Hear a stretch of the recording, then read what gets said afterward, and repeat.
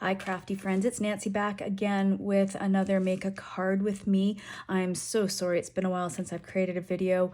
I was able to create the other videos while my husband was away on business, but he is back and we share the craft space, as I told you.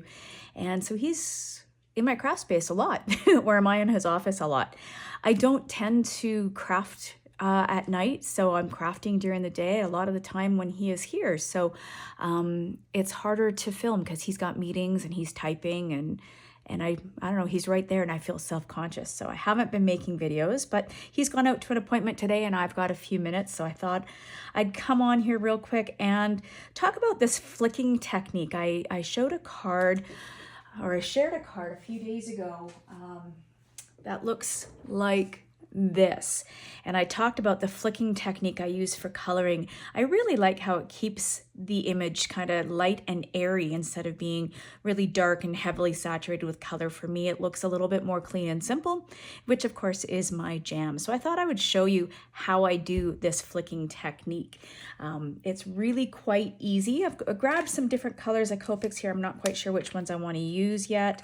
Just going to test them out. I always like to test my Copics out on the paper that I'm going to be using them on, just to see what the colors actually look like. Now I think that one is going to be too dark for what I want to do. So I'm using BV00 and BV02 today.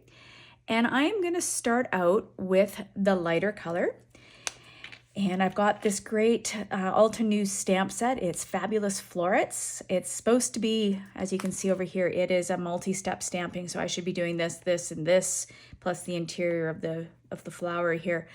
I'd like to just stamp the one. Occasionally I will stamp the outline and just the I guess the lightest highlights of the stamp. So this one and this one, or this one and this one. But I just like stamping the outlines, obviously, for this technique. And all I'm going to do, so like I said, taking that lighter shade, and I'm starting in the center, and I'm just kind of flicking out. And going out kind of as far as I want to go, making it a little bit darker here, a little bit lighter out there. I find this works best with images that have a little bit more space to play with. I'm going to take it out a little bit further here. Just keep, so how I'm doing it is, it's kind of a fast process. I can't do it slower. It doesn't quite work. So I'm putting my pen down near the center of the image and then quickly flicking it out and bringing it up as I flick. And that's how I get these kind of fainter ends that are a little bit, I guess, spiky almost. And you just continue going around to all of the petals of the flower. And then I like to go in with the darker color, and I'm gonna do a smaller flick this time, still starting in the middle, building up more color around the center of the flower where it's going to be darker in nature anyway. But I'm not gonna make these ones as long. So you can sort of see here, just giving a little bit of a flick, just like that, kind of in the center of all of those.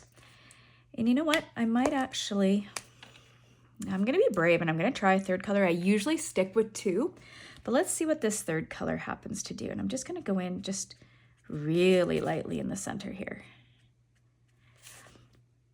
But you can see how it just creates a soft colored look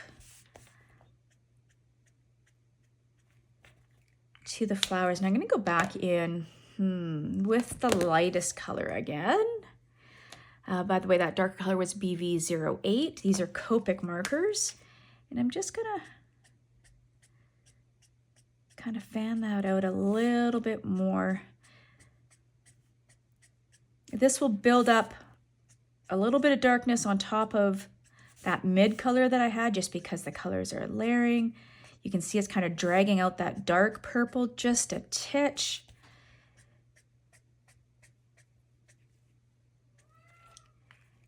And then I would go in, for this one I'm going to go in with this one, I think.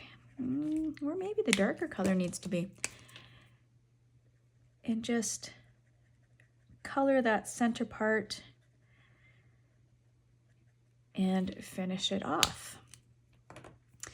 Now we can do the same thing with the other flower. Let's take our lighter color again and just start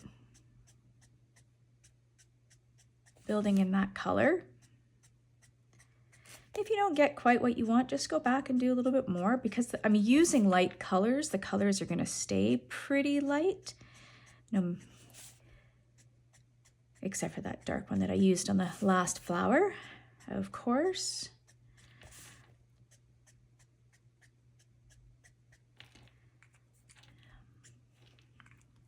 And then come back with that mid shade again and do slightly smaller flicks with the color.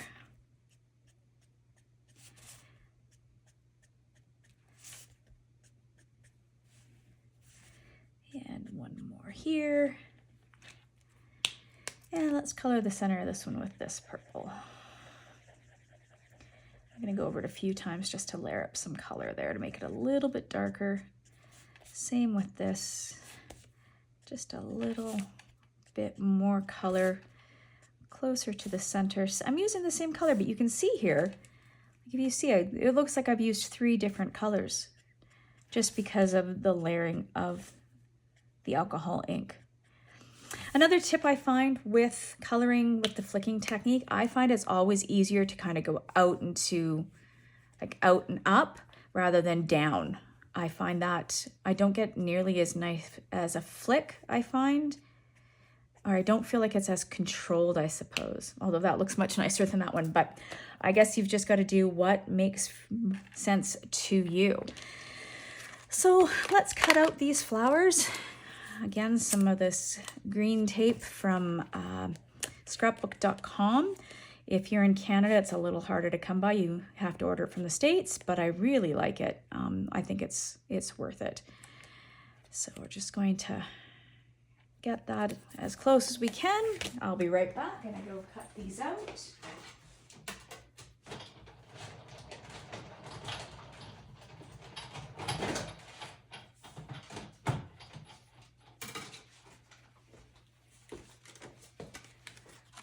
There is our first one cut out.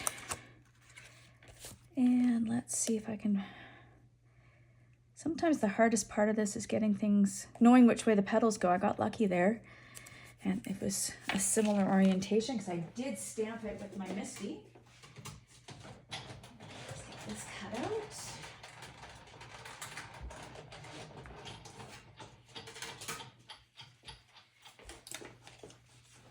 All right, so we've got 2 flowers. They look very similar, but different as well. Do you like one of them better than the other? Which one do you like better? The lighter, all light, or the one with a little bit of dark? I actually think I'm leaning towards the one with a little bit of dark, so I'm gonna add a little bit more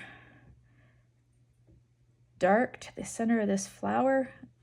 I didn't go in full and just color like I did with this one. And then I'm just gonna blend it a little bit with the mid color to create something that's not quite as dark.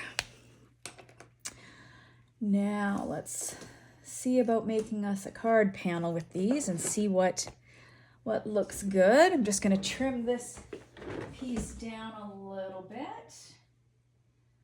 I personally like to mat my layers a little bit just to add some interest to the card. And I know I should have done 3, but 2 is what we've got to work with. So we're gonna work with 2. What about something like that? How do we feel?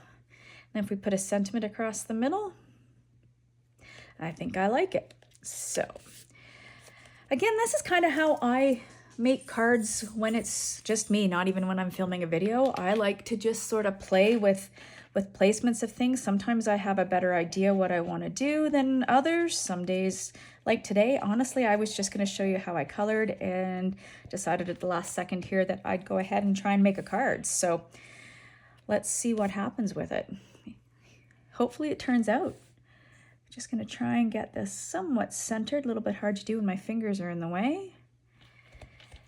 And add a little bit more glue underneath this petal because it didn't get any, and this petal as well. I like these ideas when you can like kind of scissor images together like this, create a little bit of an overlap where things are peeking out on each other like that. I think that looks just really pretty. Now I'm leaning towards a dark purple center on there, so let's grab, I think this will work. So we'll just use a little adhesive here. Again, my ATG tape glider, I love that thing. I know a lot of people find them quite unwieldy. They're very large, but the good thing is you never lose it on your desk. So let's just push this out of the way.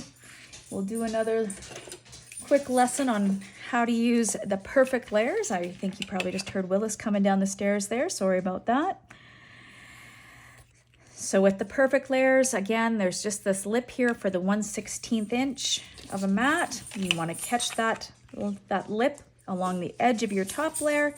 Use your craft knife along the edge of the ruler and just cut off that excess. So you can see here it just clicks right into place there. It works best with cardstock.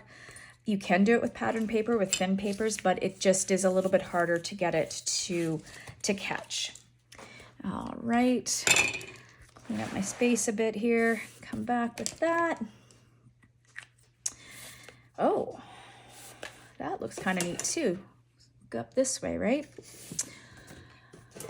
And my score pal, I like to run my finger just along the 5.5 mark there, and I use an old stylus to make my score mark. I prefer that one. I use my finger across it just to add some natural oils to the cardstock to make it slide a little bit better. Things like a bone folder will slide without that, but because I'm using that stylus, it does work better if you have a little bit of your natural oils on the card first, just to make things move a little bit more smoothly. And let's see here. I should mention I stamped my flowers with Copic ink to start with because I knew I'd be coloring with Copics. Let's get that the right way. Copics need ink that will not bleed. I love my VersaFine Clair, but it will bleed and streak when I color with my Copics, which makes it muddy and not so pretty. All right, so I can already tell you I want a little bit of sparkle in the center of these flowers, but we're gonna do that last because I think I'm gonna use some stickles for that. And why would you use stickles before the last things? You would hate for them to not be dry. So I'm just gonna put some stickles there. But we need a sentiment of some sort, don't we? So let's have a quick peek. I make a lot of birthday cards, so I think this is gonna be a birthday card. And let's just grab something. Sorry guys, I should have had that part planned out, but I do not.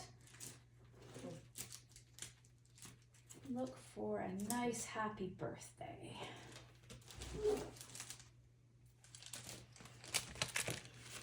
No, that's not.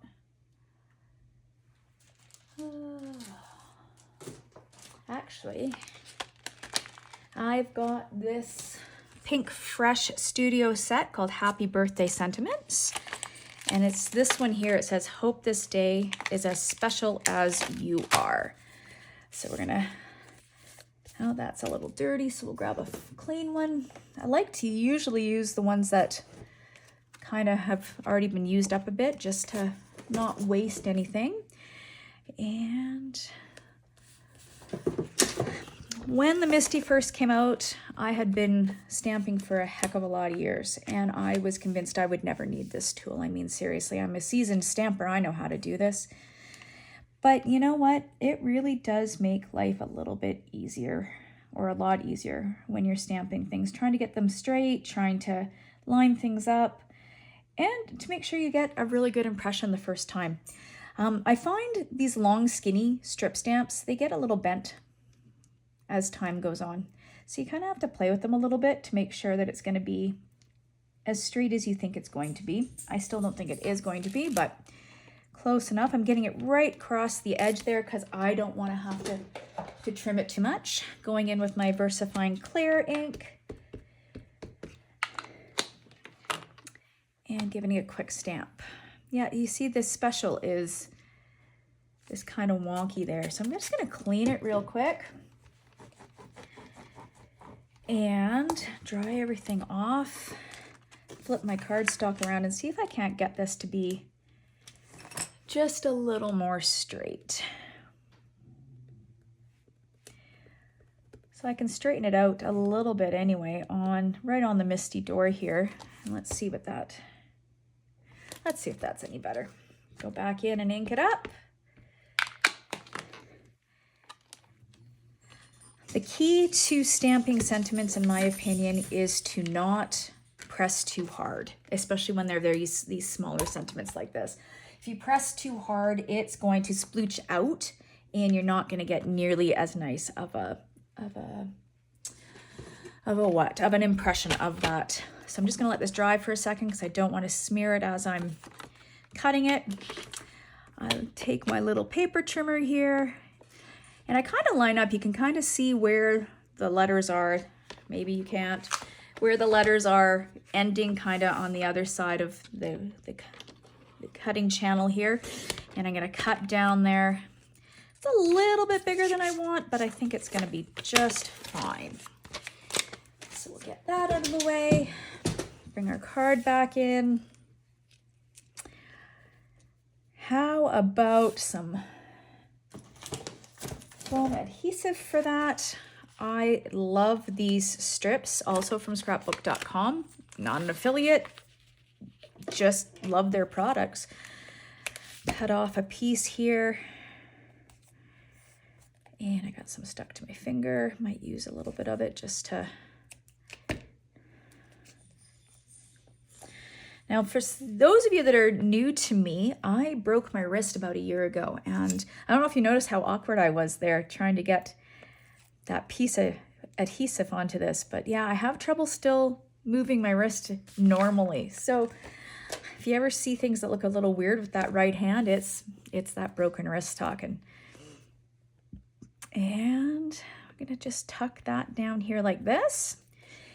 And as promised, a little stickles in the centers of these flowers. And I'm just gonna go over, this is frosted lace, so they're just kind of a white and clear stickle. Just add a little dimension and some fun to the centers of those flowers.